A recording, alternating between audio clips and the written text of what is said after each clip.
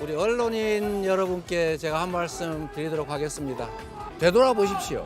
검찰이라고 하는 국가 권력기관이 사건을 조작하고 엉터리 정보 제공하면 그거 열심히 받아쓰고 조작은 하지만 진실을 보도하기는커녕 마치 검찰의 애완견처럼 주는 정보 받아서 열심히 왜곡 조작하고 있지 않습니까? 네, 지난 금요일 이재명 대표가 한 말에 파장이 이어지고 있습니다. 자, 보시면요. 애완견 키우는 입장에서 자존심이 상한다. 앞으로 그냥 기레기라고 하면 될 듯. 언론학 박사 양문석 의원이 이렇게 남기면서 판을 키운 모양새인데요.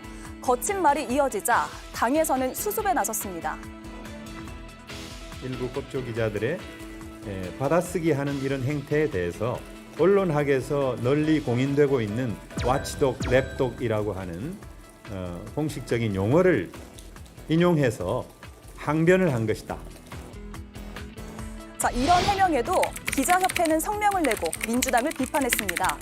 윤 정부의 언론 탄압을 비판하고 언론 자유를 지지한다고 강조해온 민주당에서 어떻게 그럴 수가 있냐, 실망이다라는 거죠. 이번 키워드, 불붙은 애완견 논쟁입니다. 네, 국민의힘에서 아주 강경한 목소리가 나왔거든요. 극언이라는 표현도 나왔고 독재자라는 표현도 나왔습니다. 추경호 오늘 원내대표는 입에 담아서는 안 될 극언이라는 표현을 썼죠. 나경원 의원, 독재자 예행 연습인가? 조폭 같은 말이라는 표현도 등장을 했습니다. 당내 기류가 이렇습니까? 네. 주변에 있는 언론인분들을 쭉 만나보면 이 일에 대해서 그럴 수도 있지. 학술적인 용어지라는 분을 저는 단 한 명도 만나보지 못했습니다. 네. 이재명 대표 입장에서 매우 다급할 수 없는 밖에 없는 상황이었겠다라는 생각이 드는 게 과거에 처음 이 문제가 불거졌을 때 검찰이 신작 소설 운운했지만 결과적으로 이화영 부지사 중형이 선고되고 난 다음 어떤 부분들이 잘못된 일인지에 대해서 법리적인 논쟁들이 아니라 이런 방식으로 검찰에 대한 공격 또 언론에 대한 공격으로 이어졌거든요.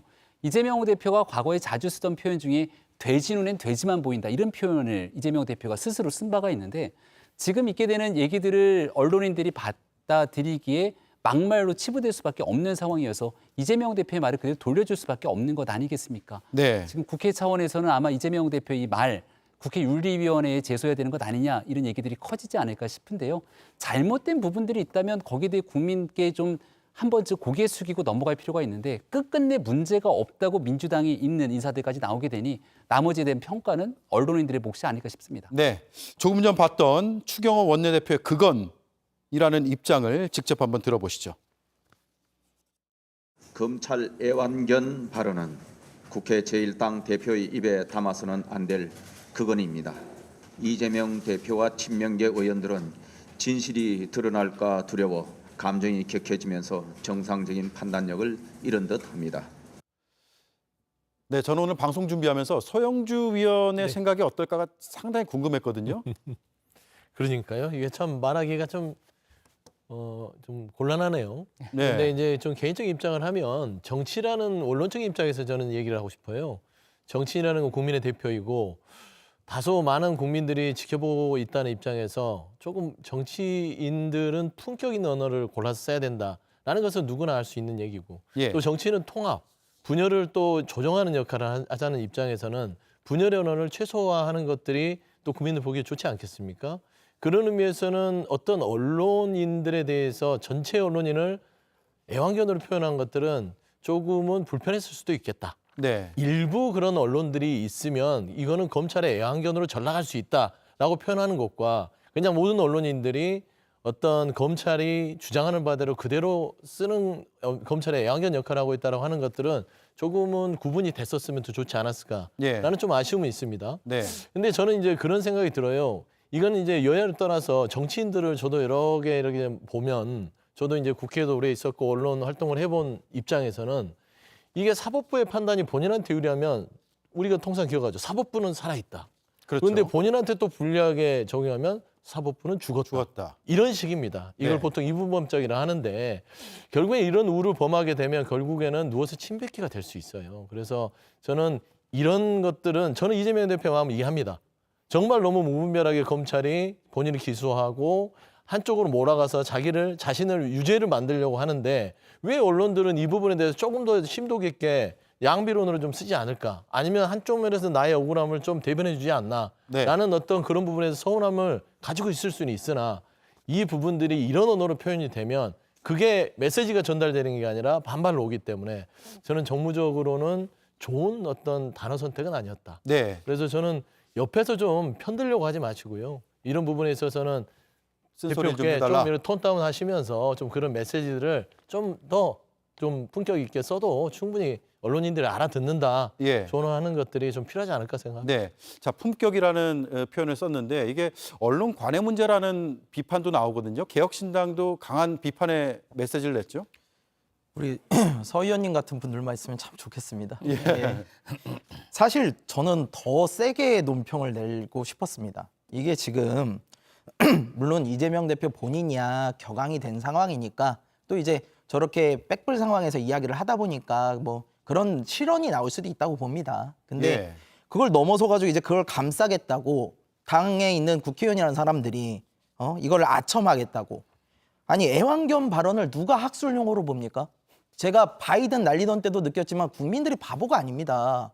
애완견을 해놓고 이거를 학술용어다 이렇게 발언을 하질 않나. 네. 또 다른 국회의원은 자기 편 안 낸다고 기자들을 개 취급하는 것도 모자라가지고 쓰레기 취급을 했어요.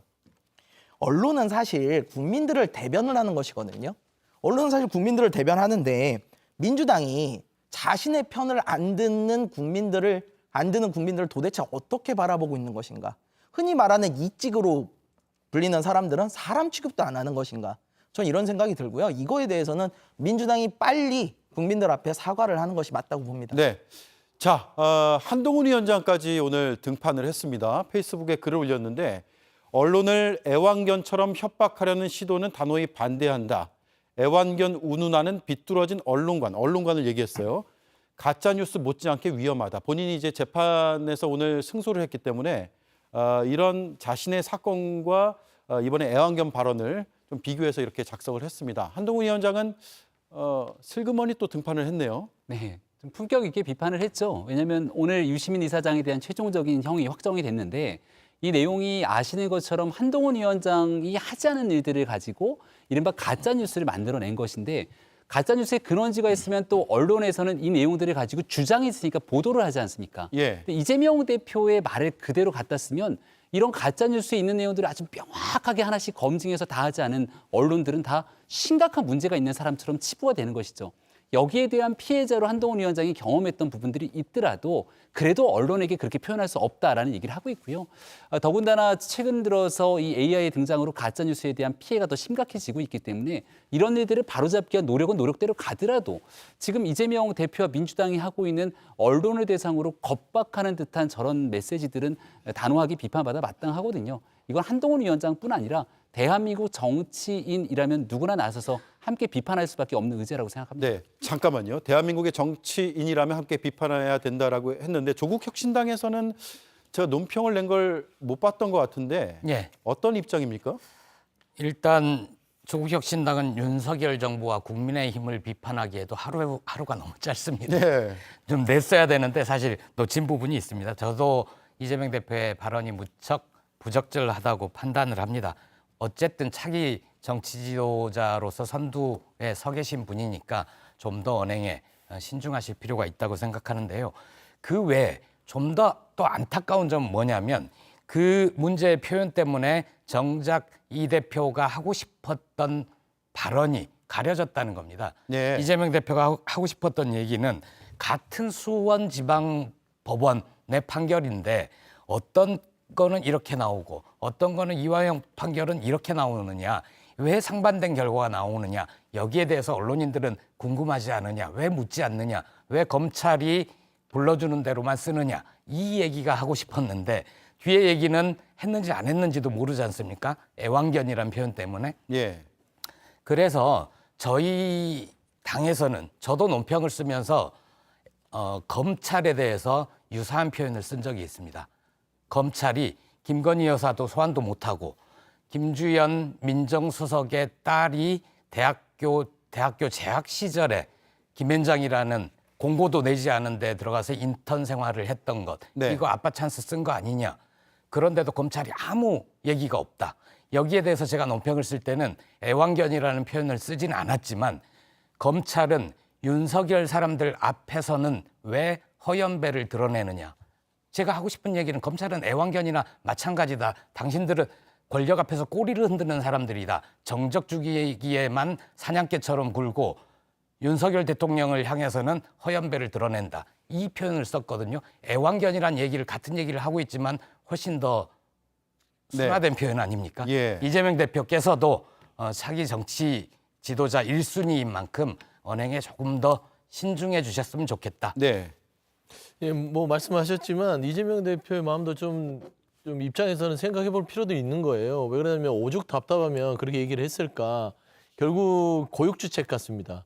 하도 언론이 이재명 대표에 대한 어떤 균형 잡힌 보도를 안 하다 보니까 결국에는 검찰이 애완견이냐 이런 부분을 통해서 얘기를 했더니 이 언론에서요 지금 그 안부수 이 재판에 대해서 조명하기 시작합니다.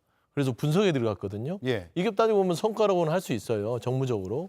그다음에 두 번째 뭐냐면 애완견이라고 지칭하는 거 이런 부분들은 다소 좀 불편할 수 있으나 애완견을 만들려는 윤석열 정부에 대해서도 저는 한동훈 전 위원장이 비판했다고 봅니다. 그러니까 결국에는 방송을 장악해서 워치독 역할을 해야 될 감시자 역할을 언론을 길들이고 있는 이 정부에 대해서도 저는 한동훈 전 위원장이 저는 비판했다고 보거든요. 네. 그래서 이 애완견이 말로 들리는 애완견도 문제가 있지만 보이지 않는 형태에서의 권력의 구조를 통해서 언론을 장악해서 애완견을 만들려는 윤석열 정부에 대해서도 언론은 조금 더 불편해야 되지 않을까라는 좀 그런 좀 동시 비판을 좀 하고 싶습니다. 네. 지금 민주당에서 공개 발언 나오는 게 주로 초선 의원들 위주인 것 같은데 일단 이재명 대표를 두둔하는 듯한 입장을 나타내고 있습니다. 오늘 아침에 노종면 민주당 원내대변인이 한 얘기 들어보겠습니다. 뭐 언론인 전체나 거기 모여있던 기자들 전체를 애완견이라고 부른 건 아니죠. 그 문제가 되는 그 보도 사례들을 나열한 뒤에 이런 행태는 애완견으로 불릴만하다 이런 취지로 말한 것으로 그렇게 판단합니다. 네. 그리고 이해식 수석 대변인도 앞서 들어봤죠. 양문석 더불어민주당 의원도 기레기라고 말하지 왜 격조 높게 애완견이라고 하느냐 이런 발언을 했습니다. 자, 국민의힘에서 보시기에 이런 초선 혹은 초재선 의원들의 움직임은 이재명 대표 체제를 조금 보호하려는 듯한 그런 의도가 있다라고 보세요? 저런 방식으로 얘기를 하면 국민들의 눈살을 찌푸려지게 만들죠. 예. 다만 저런 방식의 얘기가 아니라 보다 국민적 시선에 맞춰서 소신 있는 얘기를 하게 되면 강성 지지층의 문매를 맞는 게 지금 민주당의 현실 아닙니까? 과거에는 이런 문제가 발생했을 때 자당에서 쓴소리 그리고 이렇게 가서는 안 된다고 하는 민주당 내에서의 자정작용들이 분명히 존재했는데 네. 이번 22대 국회로 들어오고 나서는 오히려 이재명 대표의 문제성 발언에 대해서 뭐가 문제냐고 더 극한 발언들이 쏟아져 나오고 있습니다. 지난 총선 결과가 민주당이 오만하게 모든 것들이 다 독주해도 된다는 그런 국민의 명령은 아닐 겁니다. 예. 지금 현재 이재명 대표가 사법 리스크 한복판에서 굉장히 어려움에 처해져 있다는 건 충분하게 알 수 있는 상황입니다만은 이 모든 것들까지도 다 끌어안고 함께 가겠다고 민주당 전체가 이재명 대표의 사법 리스크에 방탄이 올라타게 된다면 그렇게 긴 시간이 걸리지 않고 네. 국민들의 준엄한 심판이 다가올 수도 있다라는 점들을 민주당이 과거의 사례를 보면서 굉장히 반면 교사를 삼아야 될 거라 생각합니다. 네. 오늘 개혁신당 최고위원 회의에서도 상당히 강도 높은 비판이 나오긴 했는데 이 비판의 방향이 꼭 이재명 대표만은 아니었습니다. 국민의힘에 대한 비판도 담겨 있었는데 한번 들어보시죠. 이 회의실에 검찰의 애완견 계십니까? 그리고 기레기 분들 참석하셨습니까? 어디 야당뿐이겠습니까? 윤석열 정부가 추천한 국가인권위원회 상임위원인 김용원 씨도 자신에게 비판적인 언론을 기레기, 인권시민단체를 인권장사치라고 부릅니다. 누가 누구의 애완견을 자처하고 있는지, 누군가에게 쓰레기 언급할 주소나 되는지 부디 거울부터 보시기 바랍니다. 자, 정확히 얘기하면 이제 국민의힘에 대한 비판이라기보다는 여권 인사도 그렇게 매도하는 경우가 있지 않느냐 이런 비판의 메시지죠. 네, 그렇습니다. 물론 이제 국민의힘도 예전에 뭐 가짜 뉴스 뭐 이렇게 공격하고 언론사 고발도 하고 했죠. 근데 이게 선거 때는 사실 양당 모두 합니다. 민주당도 하고 국힘도 하고 다 하는데요. 이번에는 도를 넘었어요. 이 이재명 대표의 발언은 도를 넘었기 때문에 문제가 되는 거고 예. 그 도를 넘은 이유는 무엇이냐면 이재명 대표의 아주 편협하고 위험한 언론관에서 비롯이 됩니다. 예전에 김동연 경기지사죠. 그분도 이재명 대표 언론관 상당히 위험하다고 한 적이 있어요. 우리가 2018년도 때 이재명 대표가 경기도지사 당선이 됐을 때 생방송으로 하는 그 인터뷰에서 나에게 엉뚱한 질문하지 마. 엉뚱한 질문하면 안 할 거야. 하더니 이어폰을 거칠게 빼던 장면이 저는 아직도 기억이 나거든요. 대선 후보를 하실 거라면 네.